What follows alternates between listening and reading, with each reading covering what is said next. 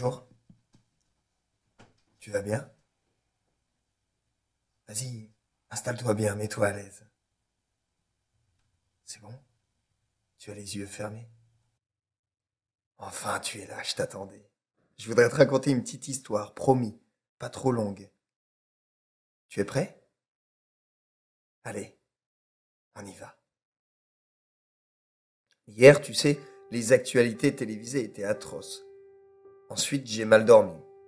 Je me suis réveillé plusieurs fois en sueur, le corps brûlant. Lorsqu'enfin j'ai pu sombrer dans un sommeil plus profond, j'ai rêvé d'un arbre qui étendait en accéléré ses branchages vers le ciel. Son tronc s'élargissait, se tordait et craquait, alors que des feuilles apparaissaient, foisonnaient puis tombaient, laissant la place à de nouveaux bourgeons. En s'approchant, on voyait sur son écorce des milliers de petits points noirs qui grouillaient. Ce n'étaient pas des fourmis, mais des humains. Et en s'approchant, on les voyait, bébés, ramper à quatre pattes puis se lever, devenir enfants, adultes, puis vieillards.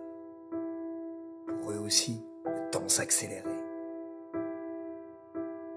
De plus en plus de grappes de points noirs ruisselaient sur l'écorce de cet arbre géant, et au fur et à mesure que l'arbre s'étendait, leur nombre croissait. Les humains formaient de longues files qui sillonnaient les ramures. Cette nuit, j'ai rêvé d'un arbre, et ce soir, cela m'a donné une idée. Peut-être y a-t-il des cycles dans l'histoire? Peut-être certains événements sont-ils prévisibles pour peu qu'on réfléchisse à ce qu'il s'est déjà passé. Certains futurologues ont jadis avancé des hypothèses. Ils ont remarqué que tous les 11 ans, il se produit une recrudescence de violence à l'échelle planétaire. Tous les 7 ans, les cours de la bourse chutent. Tous les 3 ans intervient une accélération du nombre de naissances. Évidemment, ce n'est pas si simple. Mais pourquoi se priverait-on d'anticiper le futur? Peut-être évitera-t-on des catastrophes en étudiant le passé. Peut-être prévoira-t-on certaines situations en étudiant les courbes d'évolution logiques ou probables. Tu en penses quoi, toi? Depuis longtemps, les spécialistes discutent de la croissance démographique exponentielle des humains sur la Terre. Et chaque fois, ils prétendent que la situation n'est pas alarmante puisque nous parvenons à produire de plus en plus de nourriture. Or, nous savons maintenant que cette nourriture est appauvrie en oligo-éléments parce que nous avons épuisé les terres en utilisant trop d'engrais. La Terre est-elle suffisamment riche pour nourrir une humanité qui double tous les 10 ans? Ne risque-t-on pas de connaître des guerres de survie? Alors ma question est simple. Pourrions-nous mettre ces facteurs en équation afin de prévoir les changements qu'ils entraîneront dans le futur? Ce soir, j'ai imaginé que des hommes et des femmes venus de tous les horizons de la connaissance, sociologues, mathématiciens, designers, biologistes, philosophes, politiciens, auteurs de science-fiction, astronomes, assureurs, développeurs, ingénieurs, et toi bien sûr qui m'écoutes, se réunissaient dans un lieu isolé de toute influence. J'ai imaginé que ces spécialistes discuteraient et tenteraient de mêler leur savoir et leurs intuitions pour établir une arborescence.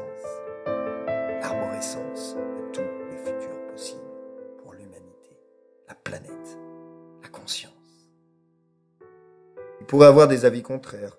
Cela n'aurait aucune importance. Ils pourraient même se tromper. Peu importe qui aurait raison ou tort, il ne ferait qu'accumuler, sans notion de jugement moral, les épisodes possibles de l'avenir de l'humanité.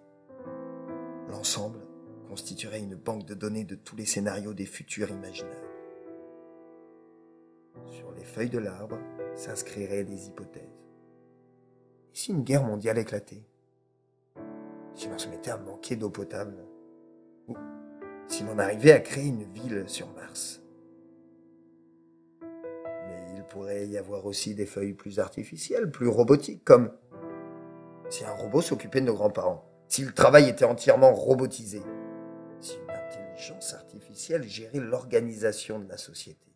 On verrait alors sur cet immense arbre se déployer toutes les branches et les feuilles des futurs possibles de notre espèce. On verrait aussi apparaître de nouvelles utopies, voire dystopies. Ce travail d'apprenti visionnaire serait entièrement représenté dans ce schéma. Évidemment, il n'aurait pas la prétention de prédire l'avenir, mais en tout cas l'avantage de désigner les enchaînements logiques d'événements. L'arbre des possibles aurait pour vocation de passer un pacte politique avec les générations à venir, en vue de leur laisser une terre viable. L'arbre des possibles nous aiderait à prendre des décisions rationnelles et non plus émotionnelles. L'arbre des possibles serait immense, en largeur et en profondeur. Si on devait le dessiner, on obtiendrait probablement une arborescence qui couvrirait une très vaste étendue. C'est pourquoi, cette année, je me lance. Allez, viens. Je te propose d'utiliser un algorithme humain, la créativité passionnée, capable de représenter toutes les branches germantes de la révolution robotique et de les visiter. Nous, car on est plein en fait. Eh bien, nous avons pensé qu'il serait possible de se servir de cette capacité grisante pour, ensemble, avoir une longueur d'avance. Il suffirait de mettre ensemble des cerveaux les plus divers possibles dans un environnement complètement délirant et immersif, avec une méthodologie de créativité puissante pour explorer l'avenir robotisé de thématiques importantes. Le transport, l'alimentation, le logement, les dieux même. Cette année, nous avons imaginé que l'arbre des possibles était même une forêt, installée sur une île isolée du monde, entourée d'art et de science, dans une grande bâtisse appelée Halle du Faubourg, avec des espaces de réflexion, de détente et d'inspiration. Il suffirait pour cela de venir nous arroser de vos idées lors d'un court séjour. Et vous êtes là. Nous avons imaginé le plaisir que vous auriez à rêver le monde de demain et à construire celui d'aujourd'hui pour assurer, peut-être, la pérennité de notre humanité. Bienvenue à Mindfuck 2018.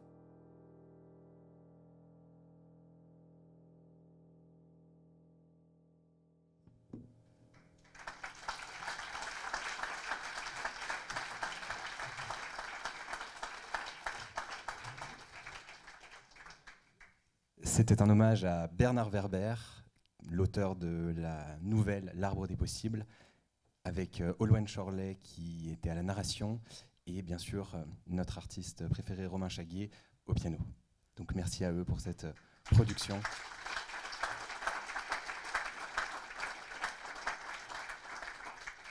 Qui introduit merveilleusement bien Mindfuck. Alors pour tout vous dire, j'ai lu cette nouvelle il y a 1 mois et demi. Et j'ai complètement halluciné parce qu'en fait, je me suis rendu compte que Mindfuck, finalement, c'était pas si innovant. Il y avait un mec qui avait pensé exactement la même chose et qui l'avait raconté là-dedans.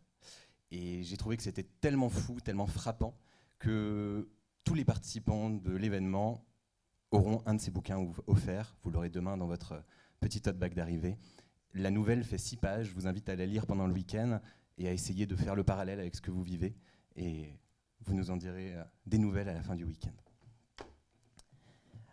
Cette soirée va toucher à sa fin, si je ne fais pas tomber mon iPad. Alors, avant de terminer, et avant d'inviter les participants du week-end à venir faire l'atelier pour constituer les équipes, je voulais revenir sur les 2 méthodologies qu'on va utiliser ce week-end très rapidement. En effet, on va faire du design fiction. Demain, on va faire du design fiction. Alors, on dit du design fiction ou de la design fiction, c'est à vous de voir. On trouve les 2 dans la littérature. L'idée, ça va vraiment être d'être dans l'exploratoire, dans le rêve. On va rêver l'avenir, on va être plutôt dans les imaginaires, on va être dans une créativité très débridée. L'idée, c'est d'explorer le champ des possibles, de construire cet arbre des possibles. D'ailleurs, vous verrez qu'il y a de quoi le construire physiquement sur l'événement à partir de demain. Le design fiction, donc Fanny et Victor vous en ont un peu parlé. On va utiliser les imaginaires de la science-fiction, les outils du design pour aller faire cette exploration. Dimanche, l'idée, ça va être de revenir sur Terre. Samedi, on va se projeter en 2030, 2040, 2050. Dimanche, on va revenir dans le présent et on va essayer de construire des projets en s'inspirant des design fiction qu'on aura créés pour essayer de les rendre les plus originaux, disruptifs, en rupture possible. Et on va utiliser une méthodologie qui s'appelle plutôt le design thinking. Alors, le design thinking, là, c'est plutôt, c'est plus connu. C'est une méthodologie qui permet de créer des projets d'innovation. On va le faire sur une journée, donc évidemment, on ne va pas faire toute la méthodologie, ce n'est pas tout un projet qu'on va monter, mais on va essayer de créer un vrai projet. Alors par vrai projet, et par projet d'innovation, je ne dis pas forcément projet de start-up, hein. On n'est pas sur un start-up week-end. L'idée, c'est de créer des projets, c'est tout. Ça peut être des projets d'entreprise, ça peut être des projets d'école, ça peut être des projets de partis politiques, je ne sais pas, ça sera à vous de voir, à vous de décider. Mais il faudra que ça soit cohérent, que ça soit à la fois utile, désirable pour l'homme, à la fois faisable technologiquement, notamment en utilisant les technologies d'intelligence artificielle et de robotique, et à la fois viable, pas forcément rentable, on n'est pas forcément dans une démarche business, mais au moins viable, qu'il y ait une logique, que ça soit, qu'on puisse imaginer le créer vraiment demain. Donc le premier jour, on sera dans les imaginaires, et le deuxième jour, on revient dans l'opérationnel, on revient dans le concret, et on essaye d'utiliser toute cette inspiration qu'on sera allé chercher le premier jour pour créer. Et pour créer aujourd'hui, et bien sûr préparer demain. Sur ces mots, je vais clore la soirée pour toutes les personnes qui étaient venues simplement à la conférence, et ensuite j'inviterai les participants à l'événement à sortir par la porte d'en bas. Donc les personnes qui sont venues juste à la conférence, je vous invite à sortir par en haut. Vous pouvez prendre le chemin inverse, passer au vestiaire, etc. Les participants à l'événement, vous pouvez passer par cette porte, et derrière vous aurez un petit émargement, et ensuite le week-end commencera et on constituera les équipes. Est-ce que j'ai tout dit? Alors, j'ai à peu près tout dit. Il y a 16 thématiques, 16 groupes ce week-end. On va partir d'une thématique le premier jour. Ça va être à vous de choisir avec quelle thématique vous avez envie de partir. Il y a juste une thématique que vous ne pouvez pas choisir, qui est demain l'école. Toutes les thématiques sont formées de cette façon, demain quelque chose. Demain, l'école, vous ne pouvez pas la choisir puisque l'équipe est déjà constituée. Ce sont 6 enfants ou 6 jeunes qui ont entre 9 et 15 ans. Et moi, ça me faisait bien entendu plaisir d'avoir une équipe de jeunes sur l'événement, mais c'est aussi une façon de vous challenger, de voir un petit peu si vous êtes aussi créatif que ces jeunes, si vous arrivez à retrouver votre âme d'enfant pendant le week-end. Et moi, je suis quasiment certain qu'ils seront meilleurs que vous. Et donc, je vous mets au challenge d'être meilleurs qu'eux. Voilà pour le petit mot de la fin.